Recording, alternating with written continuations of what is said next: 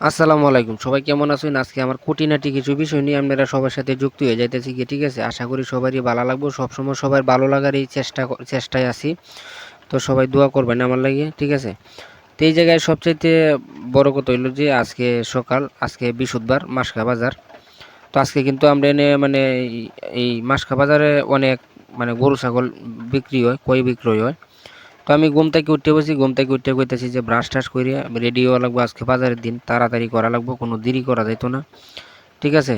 তো আমি এই যে বাড়ির সামনে আইলাম, আয়া এই দিঘির পাড়ের কাছে দাঁড়াইলাম, দাঁড়ায় দেখলাম যে আশ টাশ আসে গোসল করতেছে পানির মাঝে, এনে মুরগি টুরগি আছে। এমন একটা মনোরম পরিবেশে দাঁত ব্রাশ করলে কিন্তু আলাদা একটা মজা। আর আপনারা আর কি কইয়াম, আমার গরিবের বাড়ি।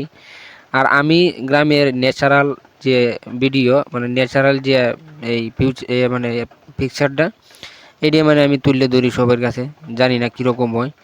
তবে আমি সরল সোজা মানুষ, সরল সোজাভাবে গ্রামের মানুষ, হ্যাঁ, সরল সোজাভাবে সবার সামনে থাকতাম চাই। আর সরল সোজাভাবেই আমি সবসময় আমার নিজেরে উপস্থাপন করতাম চাই, জানি না কীরকম হয়। আর এই জায়গায় সবচেয়ে বড় কথা হইতেছে যে এই আমি যখন বিদেশ আসছিলাম তখন কিন্তু একটা ফান কাইলে লাগতো আপনার 15 টিয়া, যেটা বাংলায় 105 টিয়া। যেমন আমরা এই বাড়িতে হওয়ার কারণে কিন্তু গ্রামের মাঝে যে ফান কিন্তু অনেক মানে সস্তা আর কি। তো একটা ফান খাইলে আপনার 5 টিয়া খরচ হয়। আর এমনি আপনি যদি সোডা ফান কিনে আনেন তাইলে আপনার খরচ হবো এই 1 পন ফান কিনলে 30 টিয়া, 25 টিয়া, 40 টিয়া, পান বুঝছে দাম, ঠিক আছে? তো ফান টান খাইয়া মনে করুন যে দাঁতের যে এমন একটা হাল করছি, মানে দাঁতের অবস্থা খুব খারাপ। এখন প্রতিদিনই পান খাই, মানে খাইতাম না, কইয়া যাই ব্রাশ টাশ করে কই যে না পান খাইতাম না।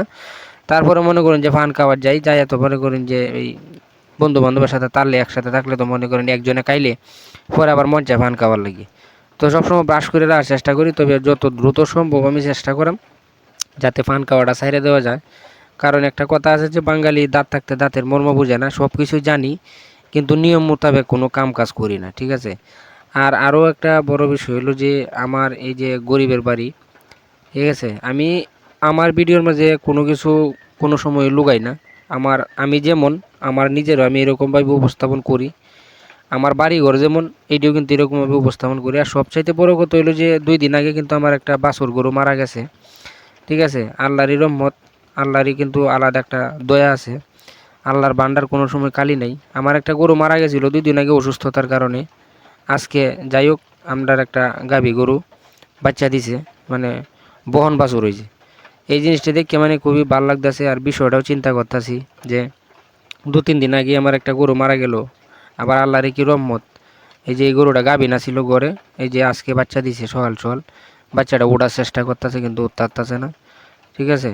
মানে খুব কষ্ট করতেছে উঠার লাগে, যেহেতু এই ঠান্ডা লাগতেছে। মানে মা এই যে গরু বাচ্চা দিলে কিন্তু মা কিন্তু চাটাচাটি করে। তো এটা বাইরে নিতেছি, তো বাইরে নেওয়ার পরে দেখেন এটা মানে এই গায়ের যে উর আছে না, উর বিছাইতেছে দুধ খাওয়ার লাগে। আর সবসময় সন্তানটা কিন্তু ওই মায় কিন্তু আলাদা সেবা যত্ন করে।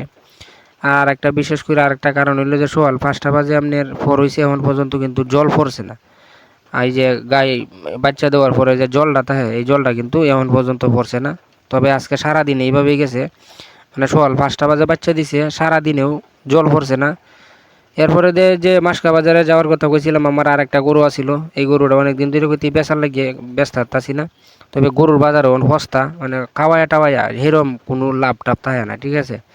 আর আমারও যেহেতু দরকার এই গরুটা বেচা লাগবো, আমার এই কিছু টিয়ার দরকার, এই মুহূর্তে ইমার্জেন্সি দরকার, এই কারণে কিন্তু গরুটা বাজারও নিলাম। তো আমার এই গরুটা কিনা আছিল এই এই 50,000 টিয়া।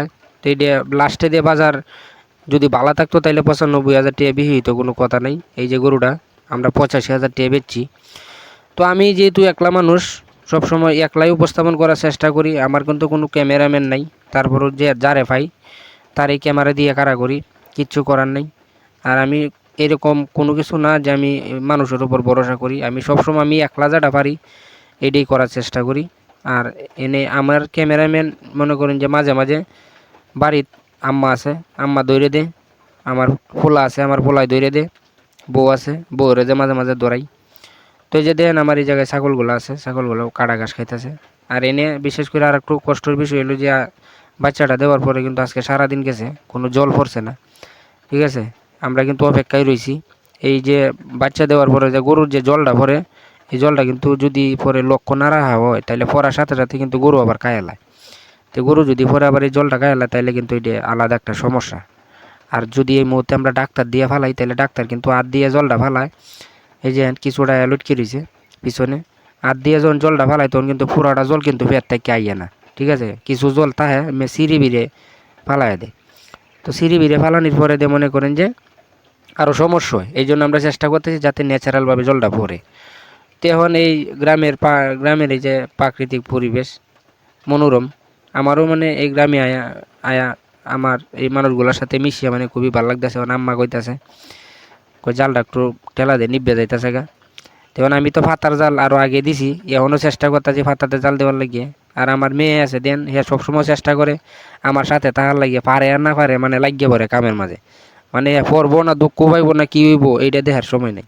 হের কত হইলো আমি যদি কোনো কাম ধরি তাইলে আমার কামটা হাত থেকে নিবো গা, নিয়ে মানে হে মানে কামে লাগিয়ে দেবো গা। এইটাই হলো গ্রামের মানে দৃশ্য আর কি।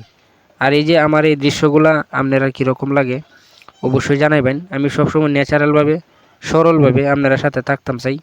হ্যাঁ, সবাই ভালো থাকবেন, সুস্থ থাকবেন, আর সবসময় আমার লাগে দোয়া করবেন। আপনারা লাগে সবসময় দোয়া করি। আমার এই পার্সোনাল ব্লগ ভিডিওগুলা এখনও বর্তমানে দিতেছি, আর ভবিষ্যতেও দিয়ে যাইম যদি আল্লাহ বাসায় মিলে রাখে। আর সবার জন্য দোয়া রইল। আজকে বিদায়, আবার দেখা হবে।